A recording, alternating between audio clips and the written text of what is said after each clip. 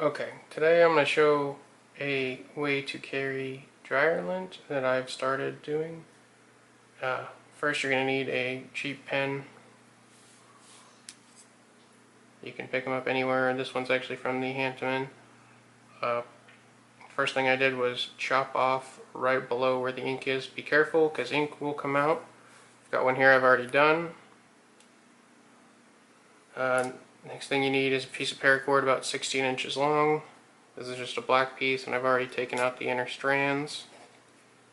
You're going to need something to force the dryer lint into the pen, something to cut, and a lighter helps to when you're dealing with paracord, and also dryer lint.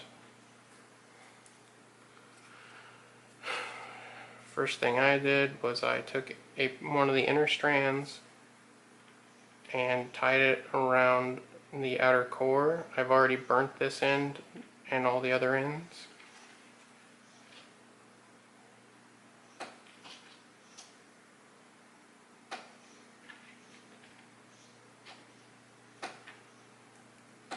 Just whatever knot you think is best that'll hold. I like just square knots. Give yourself enough room because we're gonna knot the core, or knot the shell back on itself.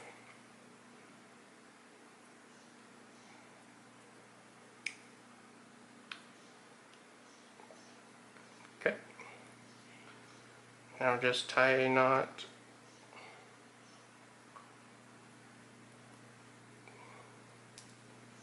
back over that knot with the black.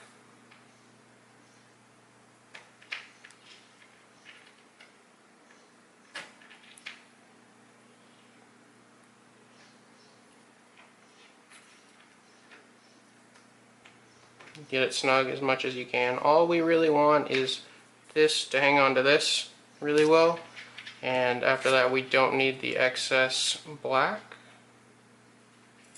around the knot.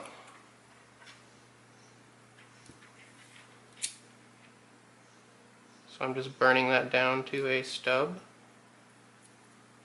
Don't need the excess white piece, and if you can get them melted together it'll help a little bit.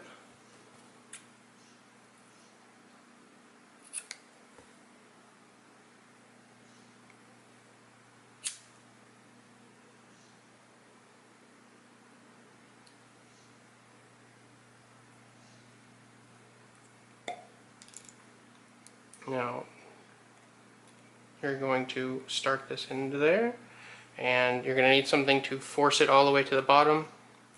I have a tungsten rod, so that's what works for me.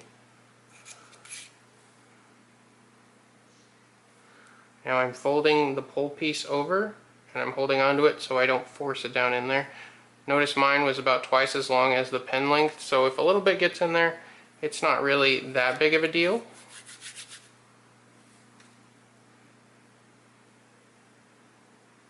And now you're just going to start forcing it in there until you fill it up.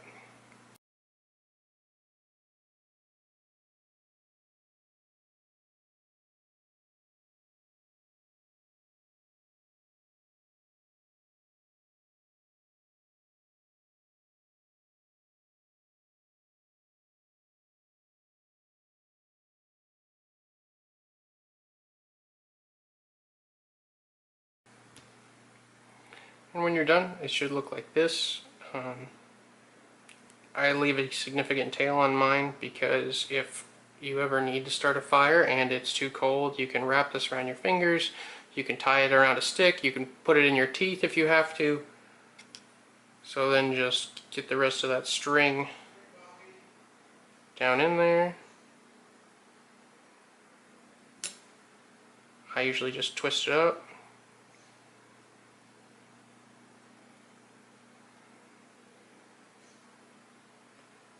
You could notch this piece and have it hanging out, but I don't like that. I like the seal this provides. I do leave a tiny little tail and force it on. You can see it's still held on there, but it creates a good seal. And now that is good to go in your bag, go in your pocket. I carry mine in a little field kit. So, alright, so next I'm going to soak this in water and prove that it's watertight. Okay, so I got the dry lint storage container we just made. It's no use if it's not waterproof or at least got a decent seal on it, so I'm going to soak it in water for 5 minutes. We're going to see what happens. I got a timer right here. It floats, that's a good sign. Stay down. Okay, you can see it right there. Now I'm going to start it. Alright. Now.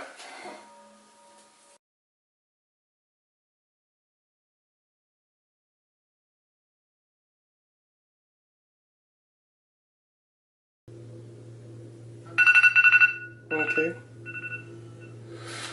So I stood here and watched it. I'm a little nervous because I saw some air bubbles come up.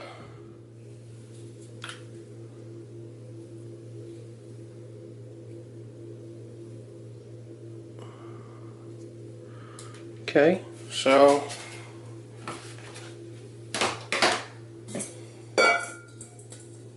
here's an empty metal bucket.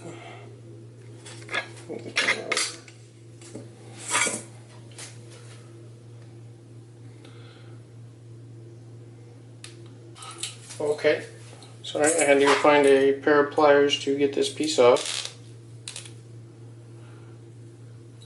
Didn't expect it to be that hard, but hopefully you carry pliers like I carry. It feels a little moist in there, just a little bit. So now I'm going to try to pull it all out.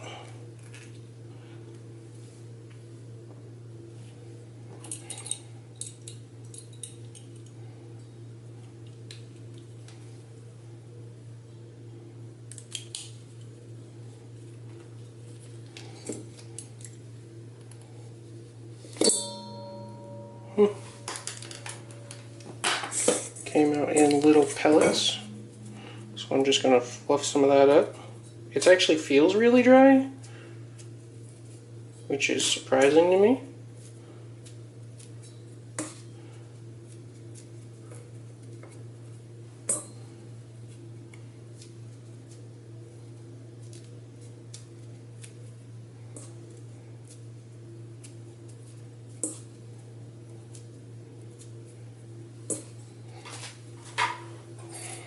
Just for proof for all the naysayers.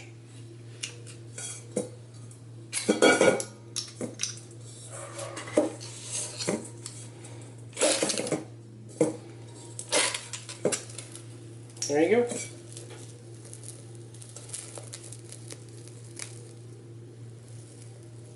Alright.